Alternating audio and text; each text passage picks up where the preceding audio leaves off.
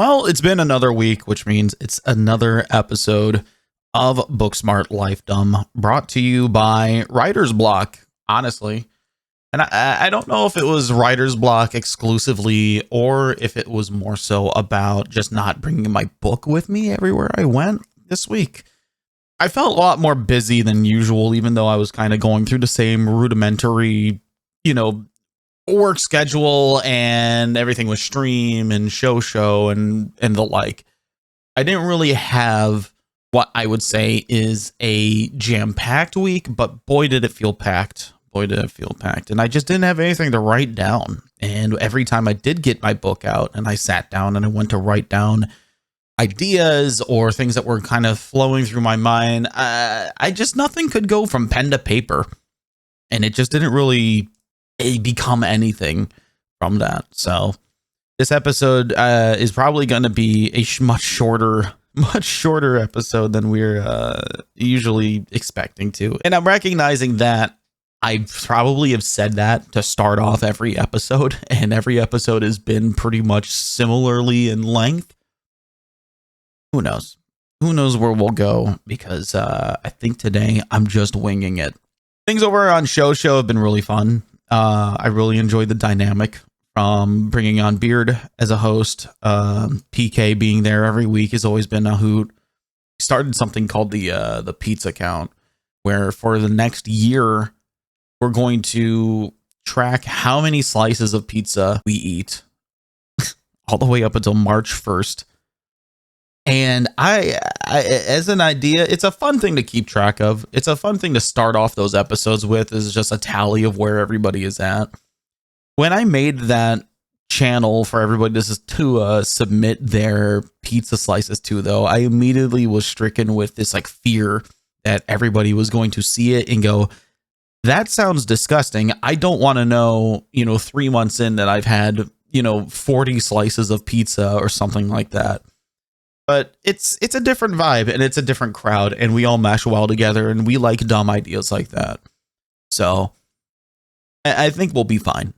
It's so far we have been. The pizza slice counts. The pizza slice counts have honestly shocked me, even. So I don't know. I guess we did a good thing with that.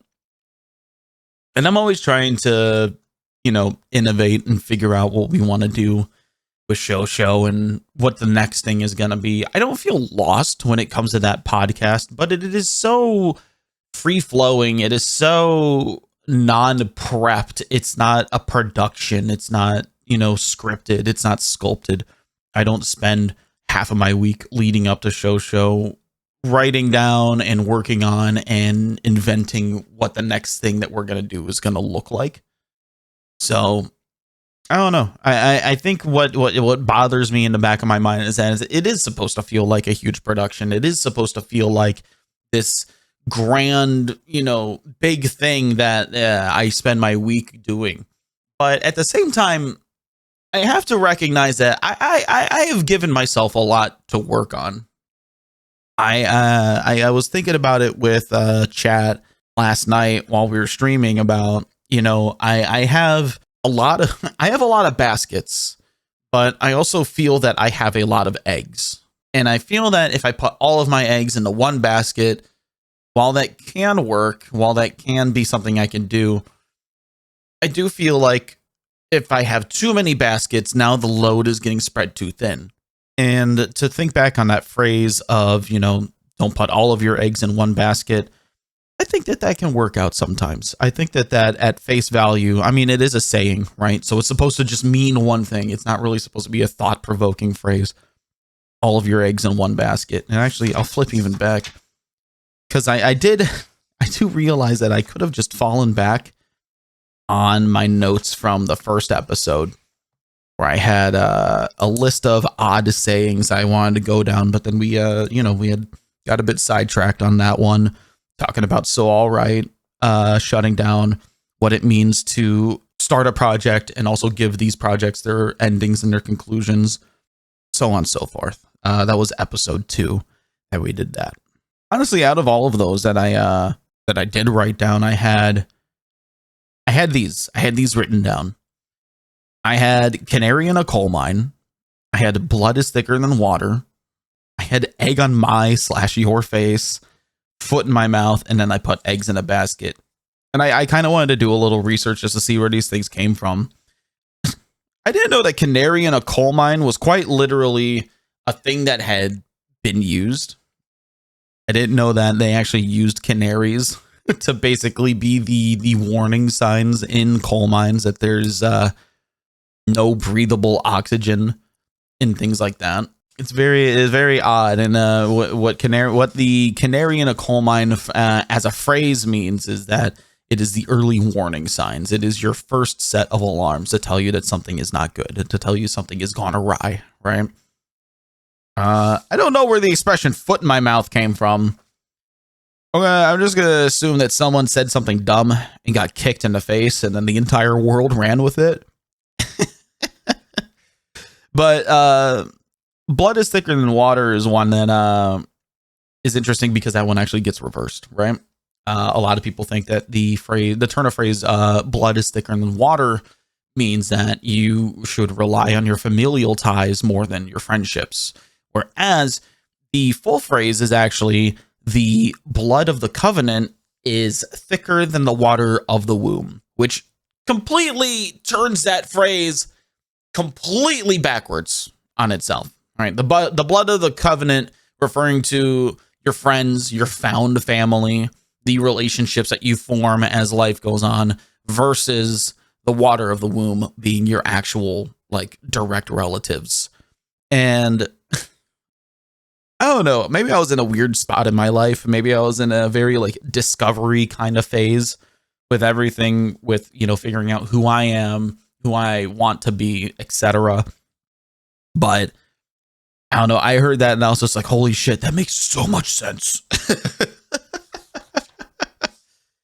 I don't know. Egg on my face, I don't know. That seems like an odd turn of phrase. And then eggs in a basket. I mean, that one's simple. That one's obvious, right? If you put all of your eggs in a basket and the basket falls, all of your eggs break. No need to really expand or explain upon that. What does my week look like? Let's see. We've been at work. The weather has been turning up here in Northeast Ohio to a odd warmth, I will say. It got up to 70 degrees Fahrenheit, but also came with it with some humidity. There's a lot. We got wacky weather ahead of us, though. We've got storm systems developing. We've got apparently it's supposed to still snow on Thursday. Currently, it's 58 degrees Fahrenheit outside. On Thursday, there is a 60% chance of snow, and it will go down as low as 29 degrees. And then it's supposed to snow again on the following Monday, the day that episode 5 comes out. It's crazy to me. I thought Florida weather was wacky in the summertime. Florida weather is odd because in the summertime, everybody associates summer with sun. And what is quite literally dubbed the sunshine state is, you know, you would think that the summer months would be blistering hot, not a cloud in the sky, summer weather. In the summer is also hurricane season. So in Florida, you will go and walk into, we'll say, a Publix, which is a grocery chain down in the southeast. You'll walk into Publix and it'll be the hottest day, the brightest you've ever seen the sun. You swear that this has been like a record broken for you personally for the warmest, hottest, nearly stinging weather that you've ever had in your life. And then you will walk out of that Publix to what is the exact polar opposite, which would be for that time of year, the most water you've seen fall from the sky at any given moment. And now you have your hands wrapped with plastic bags full of your groceries, trying to make it out to your car. And the moment that you put those groceries in the trunk, you go to sit in your car and you are completely soaked. You are drenched. The seat of your car is absorbing all the water that wicks off of you as you sit down. The AC that you left blasting because it was so hot when you got out is now freezing you because you are covered it from head to toe in all this rainwater. The minute you turn that car on and you leave that parking lot, we're right back to the sunniest day you've ever seen. The thunderstorms in the summertime down in Florida are no joke. I'll tell you that much. People talk about how their weather is always, oh, it's you haven't experienced heat, so you've been to Atlanta, Georgia, where I'm from. You haven't experienced cold until you've experienced, a New England winter and all this other stuff. I think we should just let's just stop. Let's just knock it off with that nonsense. And I think I'm harping on a topic I've brought up before too. So I'll simmer down on that. I'll tamper that one. But yeah, I mean, it was warm. It was shorts and t-shirt weather for your typical Ohioan just a few days ago, and we've already got 2 days of snow in the forecast coming up over the next 10 days. So interesting stuff. Here I am droning about the weather. I sound like my grandfather. My grandfather, he would there's a lot of things that these, like, I will call them like my grandpa isms. There's a lot of things that make him him. He's a wonderful person.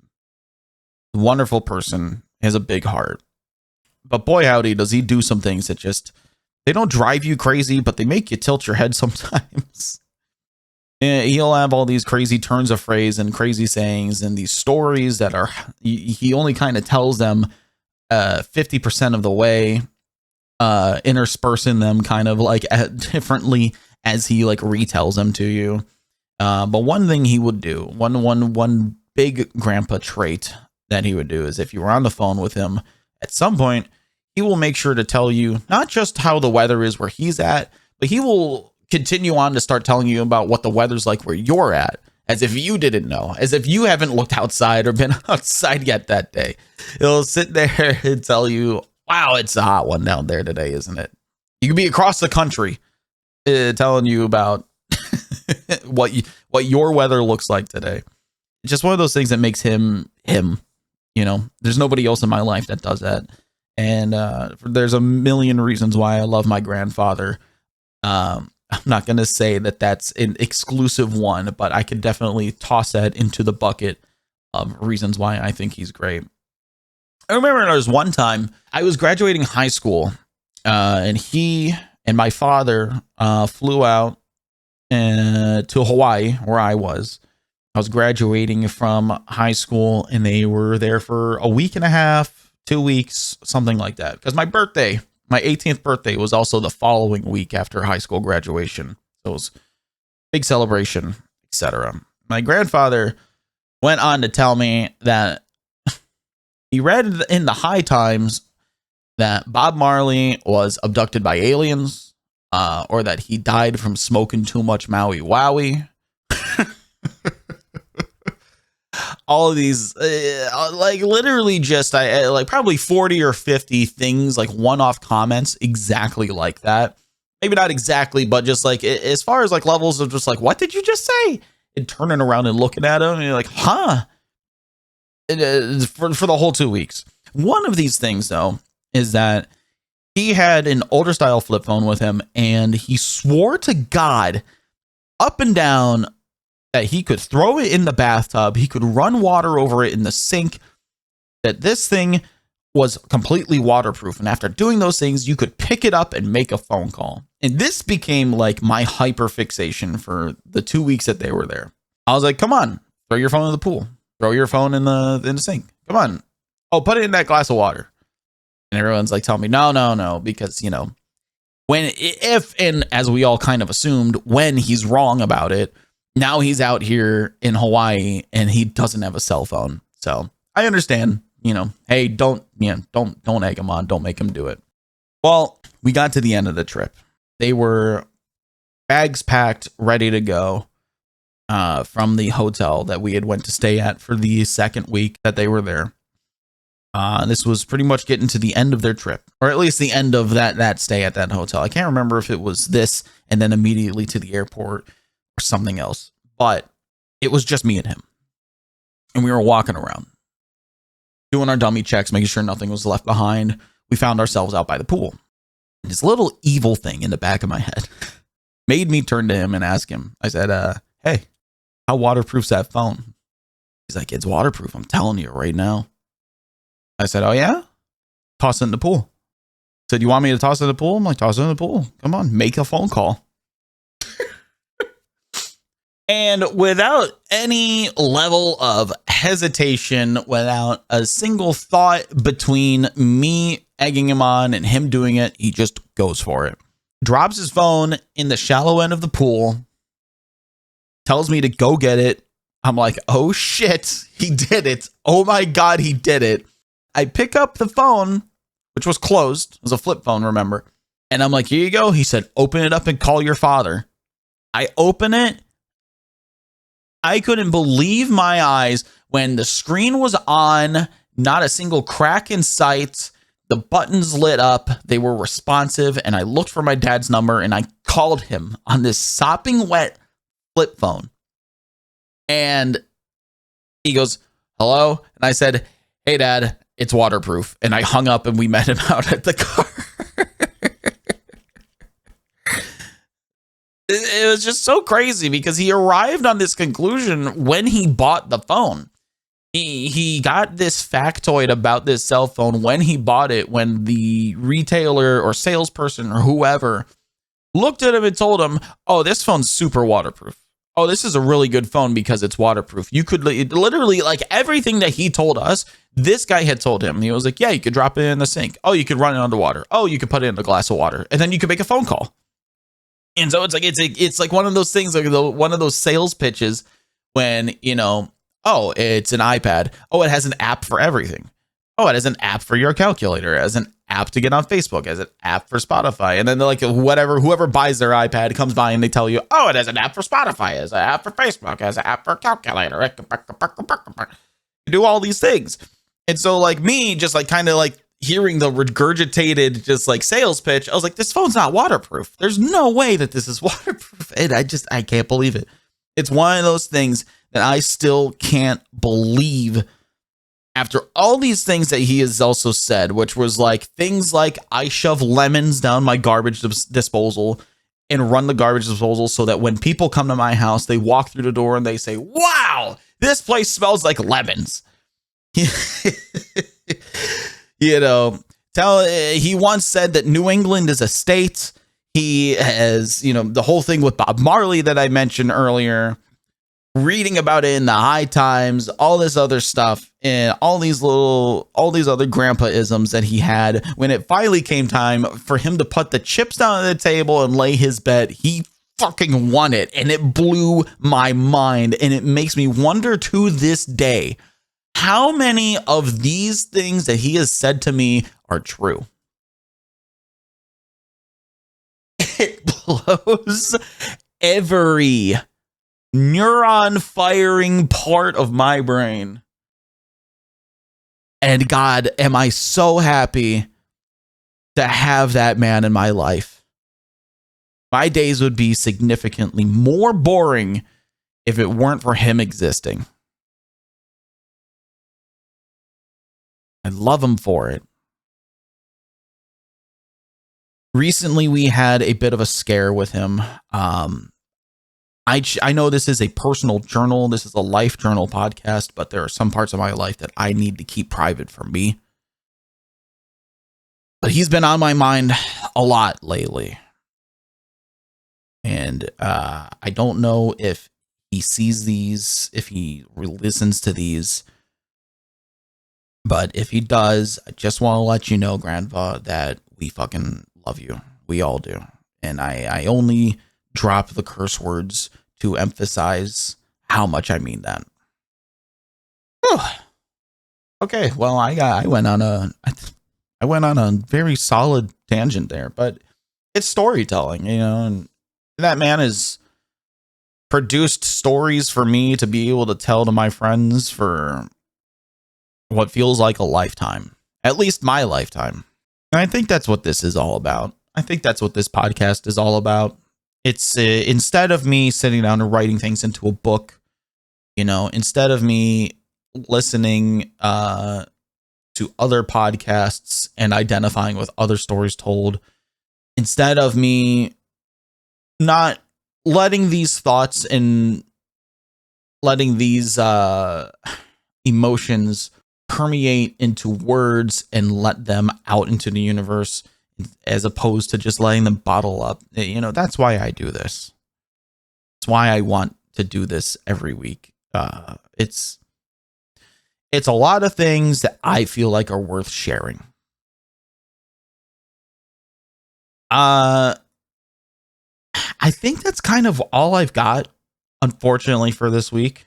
You know, I promise that I will bring you some more substance next week, but in between then and now, I'm going to work on a couple of things that I've been back and forth with the boys on. So show will be getting its Patreon page hopefully before we get the next episode recorded.